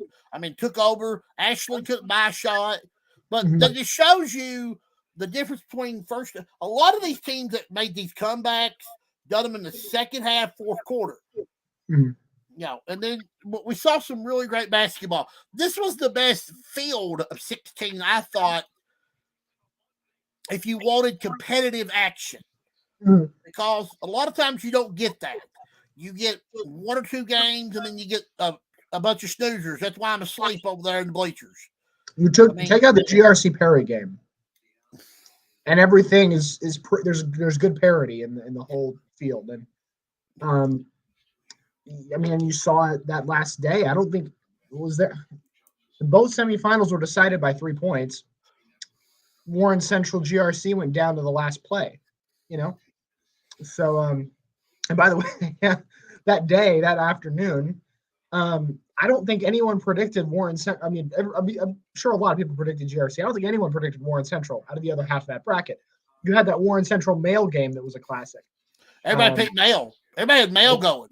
Yeah. I mean, it was a good tournament. It was a really good tournament. I was for my first time watching the whole thing, minus the Cub. I did not watch the Cubcath Ashland game. I was too busy being depressed about another game that was on. So, we don't have to get into that. I listened to it the second half on the way home from baseball game, so it was a good ball game. That's the one good thing I think about. If you can't watch the games, you can listen to it on the big blowtorch, WSGS Power 101, because they're going to bring you every game from start to finish, from game one to game ending one, the final game. And that's the thing about it. If you can't find it on TV, you can always find it on the radio with them. So that's the good thing. They did a great job, too, covering the tournament. Super job. I thought Courtney did a great job covering. Her coverage was she did a fantastic job. Oh, I watched her after each game that she done. Tremendous work. It's just got a lot of good things happening. Now that basketball's in our rearview mirror, let's focus a little bit on next year. Now we're going to do. You didn't hear what I said earlier, but my final show is going to be April the 10th. So I thought what we would do for the next 3 weeks is we're going to take the 13th this week, 14th next week, and the girls the last show, and then we'll see where we think everybody's going to be come next season. Now we know if they pass the transfer rule over the summer, there's going to be chaos going everywhere. Plus, we got coaches. Get your eardrums ready, because you're getting set to see probably 5 or 10 more coaching positions to be open. Yeah, some's going to be happening. Some's going to be happening in 14th. So I'd be watching. I'd be keeping my eyes open on that. So, but let's focus a little bit on the 13th, starting a little bit. Let's go girls first. I know that North does lose Haley Valentine, and that's a big loss. They only had a couple of seniors on the team, but can North get back to that level of? Is it them in South, or is there another dark horse that we're not looking at? Because this past season it was Jackson County, it was Bell County, Jackson County, and Corbin. Of course, Corbin went to state, but now Corbin's got a lot of girls back. Jackson County's got about everybody back. Bell County does lose a lot. And Knox Central, I think, has got several of their key opponents back. So what do you think about the 13th girls first? I think Corbin will improve. I mean, they lose some pieces, but that Darcy Anderson, she was great in Rupp Arena. She was great at the 13th region. Look for her to become more of a leader, I would think. Over the course of the next year or two. Jackson County, the one thing I like that squad, and I like what Kyra's doing up there, Coach Kyra. Or Coach Tyra, sorry. That's okay. But the one thing that kind of like it's that all A thing in the 13th region. Can they get over the hump? Can they challenge South? Can they challenge North? Can they challenge teams like Bell? And that's the thing. I think they could. I just don't know. But I think it's going to be, round up the usual suspects to a degree. North, South, Corbin, Jackson County. Look for Harlan County to grow up a little bit, I think. They had some good blowout wins this year. They only had one senior. Yeah. So it'll be interesting to see how that plays out. Barberville showed some toughness early on. I don't know if they're going to compete for a region. Harlan Independent. Keep your eye on them. They had a bunch of young players. And one of the kids on the team is Coach Cal's stepdaughter. Really, she had a great year. She averaged double-digit points, double-digit rebounds all season long. Watch out for Harlan Independent. I think they're going to be a much better one. A lot of people get some credit for next year. And I think Clay County will be back. They're going to get their new coach. It'll be a new regime. I think a new voice. We'll see how all that works out down there in Manchester. Could see the Lady Tigers back, maybe. Mm-hmm. Yeah, like I say, I really, as a guy who's just come here, and this is for the girls and the boys, I want to see a good Clay County. Yeah, I feel like that's something I need to experience here. Yeah. And they're kind of in a rebuild right now. I would love to see that happen. Mm-hmm. Yeah. Now to the boys' side. we know North Laurel does lose a couple of pieces. They lose Clay Sizemore, and they lose one other starter. They got the 90% of their team back. Can North be that team again, or is there going to be somebody out there we're not looking at? Because I think Corbin's going to be pretty good. I think South Laurel's going to be tremendous. I don't know about Knox Central because I don't know with losing Turner where they're going to get their points from, because they don't have three seniors. They got a lot of kids back. Where they're going to get their scoring from? So Right. Bell Kelly loses a lot. So Brad's going to have to. Brad gets a couple starters back. He's going to pick up, maybe start over. Harlan Independent's going to be really down. They lose, 6 seniors? I don't think they lose that many. Oh, okay. I know they lose a Cal for sure, but yeah, that hurts because that's your 13th regional player of the year. The team that I think can make the biggest impact is Harlan County because they got everybody back. They only had one senior, and I don't know what your teams are, but I'm gonna take a flyer to Harlan County and be back to YMT. That's just how good they are, and I think they're going to get an invite because they got such special players. I think it's going to be North and Harlan County next year. What do you think? I would agree. I think Harlan County is going to be. Plus, they're going to have a chip on their shoulder after the way the season ended. Yeah. They had a lot of good wins, and then they just got a tough draw in the district. I like, and this is I think North Harlan County, Corbin will be solid. So I'm kind of looking at the list here. Yeah. Lindenkamp, I don't know. I mean, and I'm not talking about honest competitor. I'm talking about contender, or spoiler. I think Barberville's building something a little bit too. Mm-hmm. It could be, like I said, maybe not going to Rupp, but I think they definitely have some, upset capabilities. I think not but the biggest question mark and the other question mark we have about Knox, we don't even know if their coach is coming back. Yeah. So we gotta wait and see what happens there. If he, he comes back, that's gonna be big. Then there could be some doors opening up for others. So we'll have to wait and see. One team we didn't mention was Clay County. They only had one senior. He didn't play a whole lot, but is this they got a lot of juniors. So is Clay County able to get back in the picture and be talked about? And Glen Gray's got to win now, or it's not going to be, it's going to be tough sled for them. What do you think? Well, the ultimate question out of all of this is that can they overcome Jackson County? I think they'll have that opportunity because, just that district they're in. With North Laurel, I don't know. So, I think you got to see improvement. I think they'll improve. Like you said, they only had one senior. And they were competitive in the couple of games I saw them play. They would blow it later, but they were competitive. They were tight. I remember watching play Bell County, and they played a tough schedule too. They did. They didn't play no cupcakes. They played every team that was on there was a winning record, a great ball club. They played tournaments where there was good teams, so they didn't shy away from the competition. Mm-hmm. We're going to have 2 new coaches on the boys' side in the 13th, one at Middlesboro and one at Whitley County. And then, of course, we're going to have one new girls coach at Clay County. And we could have probably another boy or girl coaching opening, depending on if people decide they want to move on or this and that. But, I know you guys, when you find out about a job, you let us all know. But it ain't like the old days when YMT knew about the job opening before the school did.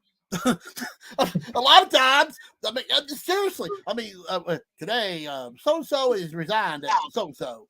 And it was like, oh, well, that's stunning. But, it was really true. And, but you guys do a great job of that. So, anytime I know of one, I always try to let you know or Courtney know because I know it's important. Just like our football hires this past season. Johnson Central's Jesse Peck, great hire. Rock Castle and Chris Larkey, great hire. Jason Chappell. I think that's going to wind up being a great hire going on in the past, going on future. Joe Beater back in football at Knox County. Good hire. I think so too. That was a fun one to cover too. Yeah, because he was excited. He was excited with that. Coach Beater is he's a good guy. He is a good guy. And he knows football. He knows defensive football. He's got to find him an offensive helper. Then Alan Harris is back in at Pikeville, and then of course I think all the jobs are filled right now in football, but basketball. I got John DeRosset up in McGoffin County. John DeRosset at McGoffin County. Yeah, I got to put that in my notes for the last 3 shows. But as we talked about this, I think with I don't know, I talked about you. I did with somebody else. Why are coaches not hanging around as long as they used to? Well, and I think this applies to high school and college. We're a lot more impatient than we used to be, I think, as fans. I mean, what was that tirade I went on at the end of the week or the end of the show last week about Bob Huggins? Mm-hmm. He's only really had 2 bad seasons, so, Yeah, but it don't take many. I think a lot of people have been rough on Cal after the Kentucky game the other night because they didn't play well.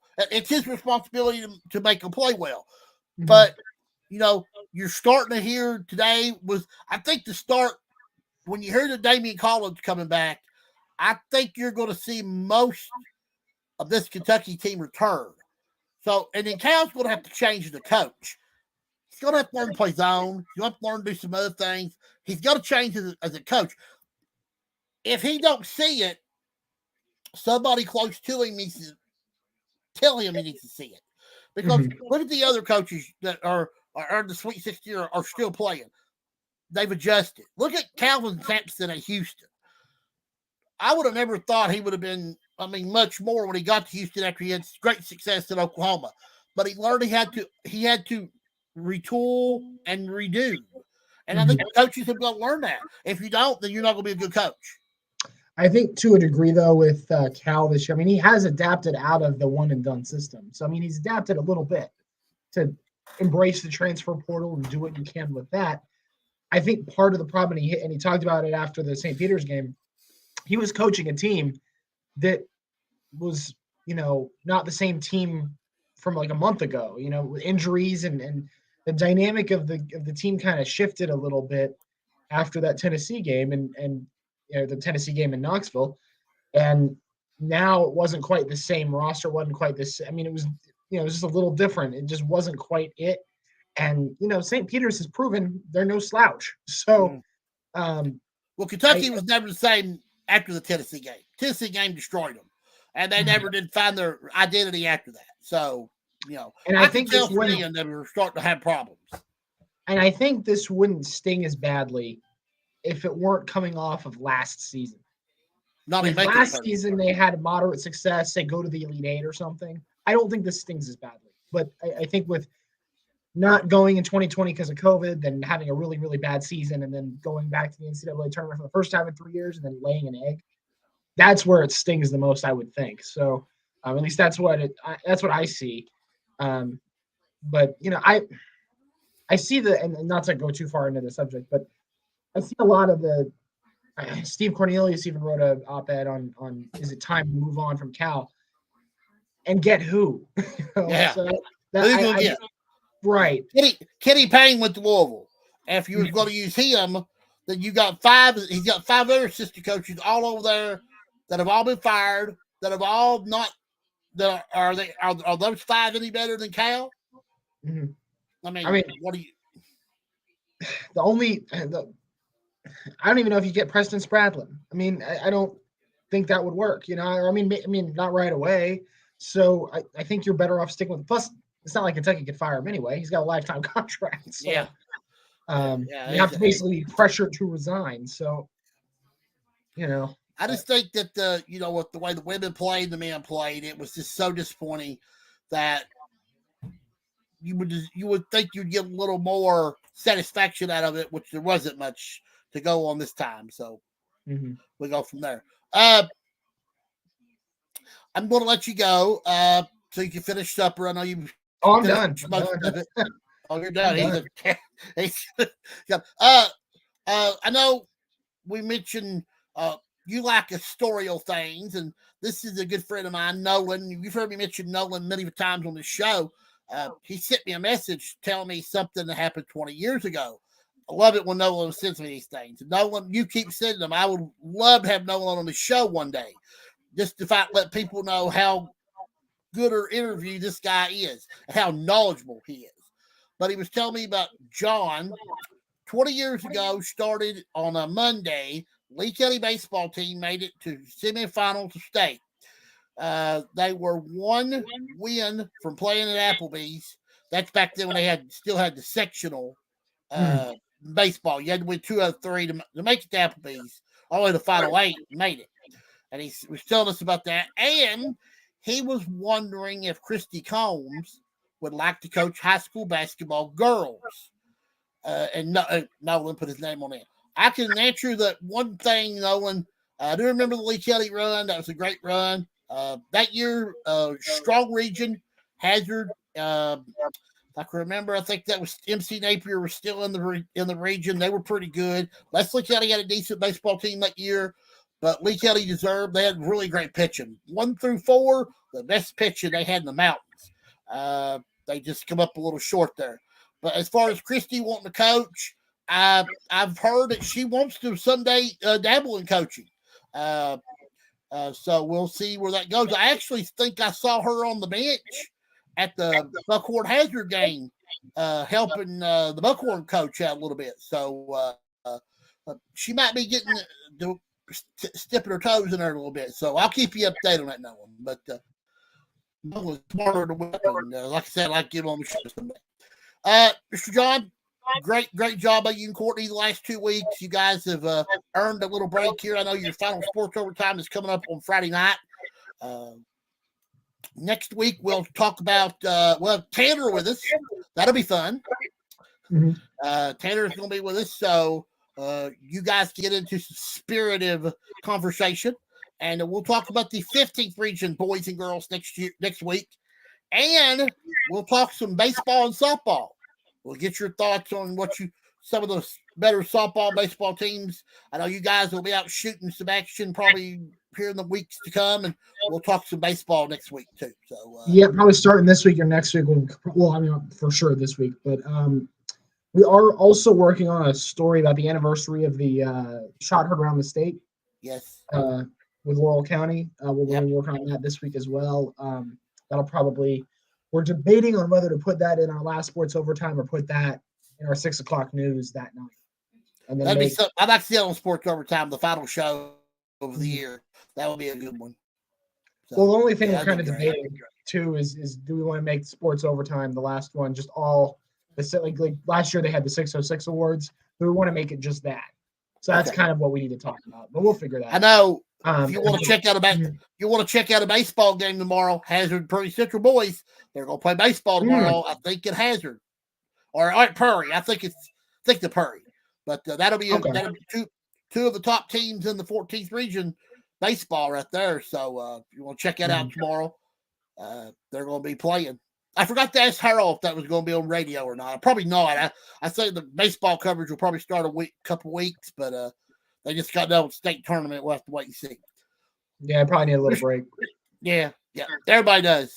Well, Mr. John, you didn't hear me earlier. I'm gonna have 3 more shows, and then we're gonna call it a season. So we'll see you hopefully for the next 3 Sundays. Then we'll end it for the season 2. Then we'll start all back over in August. All right. And one last thing I want to let you know about if you're looking out tonight. It was 1990 Miss Basketball Kim May Mills was inducted into the Hall of Fame tonight. Yes. And we went into the tapes. Actually, is that going to be on your 11 o'clock news? Got an old tape here. We had her old highlights. So, it's going to be on the news tonight. And what Hall of Fame was it? It was the Kentucky All-Star Hall of Fame. So be on the lookout for that. She was a great player. Yeah, she was a phenomenal player. She still holds records at Knox Central, and what was 46 points a game that senior season. Yeah. So I've never seen a girl break that record there. So But it was fun to go and check it out. Hey, It's not on the 11 o'clock news, guys.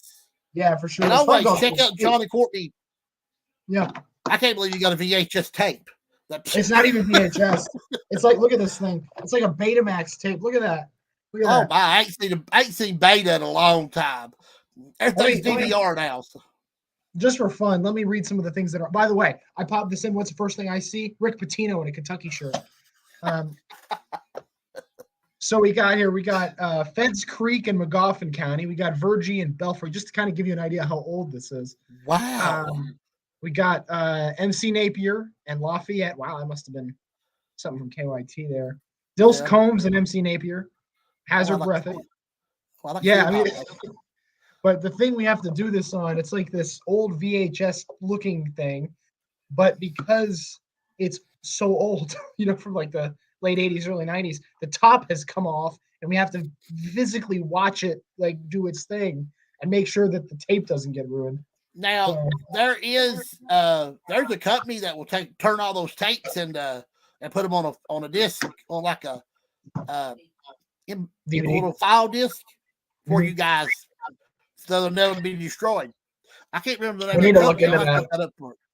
We need to look into that because we have a whole basement full of them. One other thing I would like to see you guys do someday, I would love if you would bring back old sports overtime episodes and games. Like pick a Sunday and just show them, but old sports overtimes and games. I would love that. I don't know if you can ever do that, but that's something I would love to see. I wouldn't mind putting them on YouTube. The thing is, the problem is, I don't know who. I mean, it depends on when it was, but like I think if you go like way back into like Jay Crawford times, now, I would love for you to put them on YouTube because I go back and watch. There's a lot of sports overtimes on there. There's not as many as I would like for there to be, but there's a lot. There's some with Carly Bell and there's some with Tanner. There's some with everybody. I mean, I've seen all kinds of different ones, and but I would love to see you put more and more on YouTube, like 80s and 90s and those highlights. I love to go back. I always go back and watch them. I love to see you guys put more and more. Do you think you could do that? I'd love to try. Brian Madeline puts a ton of stuff on there all the time. Every game he's ever shot or some event he's been part of, you always see him. He'll post a little 3 or 4 minute clip of a game like MC Napier versus Breathitt or what that is what he puts up there. It's what we call the long lights. It's basically everything that we shot that we thought was worth keeping, even if we didn't end up using it in the show. So, like say for the 13th region game I saw you at, I think the long lights for that game was like 10 minutes long. Of course, only a minute and a half of it aired, but so he just every now I even saw him down here back in I think July or August, and he was going through the tapes that I have behind me. Like those are you guys have got tons. I know. Yeah, I would love to see you guys. Yeah, he was going through some of them and seeing what more he could put. Yeah, I would love for you to put some games on YouTube and some more sports overtime because I watch them every one. I mean, I enjoy it. Sometimes I like to watch that stuff when I'm doing my notes and things on other stuff. So, I like watching too. Yeah, I'd love for you to maybe start doing that during the summertime when you guys got a little more free time because I know once second week July starts, you'll have football pigskin previews and then we'll be right into football. We're 21 weeks away from football. That don't seem like a lot, but football will be on us before we know it. And the Pike County Bowl will be here. Opening game of the year. Leslie County's going to have a turf field. You can't wait to see that, can you? I saw that. I drove by there about a week ago, and I saw that everything was ripped up. Yep. But what you said what 21 weeks until football season? Mm-hmm. What I heard was 21 weeks where I can relax on the weekends a little bit. Let's enjoy the 21 weeks first. Well, you could also I don't want that. They're going to start here in about 2 weeks. You can watch that new pro league. It's the USFL. They're coming back. So that'll be fun because there's some players that over there. It's pretty good. Some teams that remember from the old days. So that'd be worth watching. All right, John, you have a rest of the good evening, and I will speak with you on next Sunday. All right, see ya. Glad I didn't have a West Virginia thing behind me this time. You're in the studio this time because you're ready to do the 11 o'clock news that I will be watching later tonight. I love the helmet. All right, John, we'll see you next Sunday. All right, thank you. All right, John Lowe, sports director at WYMT, there for us to end the show. Let's get out of here, guys. Let's give you the final comments we got here. I want to thank everybody that watched. I want to thank everybody that left comments. I want to thank everybody that called tonight. I want to thank my guest, Harold Brashear. What a great interview with him. Harold did a great job this past week at the state tournament. Kelly Wells, just an honor to have him on the show, and always an honor to have John on the show. I'll be back with you next Sunday night for episode number 29 of the CJ Howard Show. I can tell you right now that my co-host will be Tanner Hesterberg. Me and Tanner always has a great time when we're together. Also, I can tell you a couple of my guests. Tracey Turner, she was going to be with me tonight. She could not be because she's in Louisville at an academic meeting. So she's a Leslie County High School softball coach. She'll be with me on the Sunday. Also, Carla Booth. If you don't know her, she's former Sheldon Clark superstar. She's a fundamentals coach. We're going to talk with her about what she does with the young ones, teaching them the fundamentals and everything, and see if she one day would love to get into coaching. And we'll have some other guests as well, and much, much more. I want to remind you, please go to my Facebook page, The CJ Howard Show, on my Facebook. Just put it in the search bar. Go in there and like it. And I want you guys to share it with other people throughout Facebook. I also remind everybody, go to my YouTube channel, The CJ Howard Channel. Go subscribe. Click that bell so you can see new videos and new stuff coming up all the time. It also helps me if I can get 1,000 subscribers. I can do a lot more live stuff. So, again, be back with you Sunday night with the CJ Howard Show, episode number 29. Tanner Hesterberg will be my co-host on the show. I want to thank everybody that watched it again tonight. And again, as I always do, this is CJ Howard rounding third and heading for home. Good night, everybody. See you next Sunday night with a new episode of the CJ Howard Show.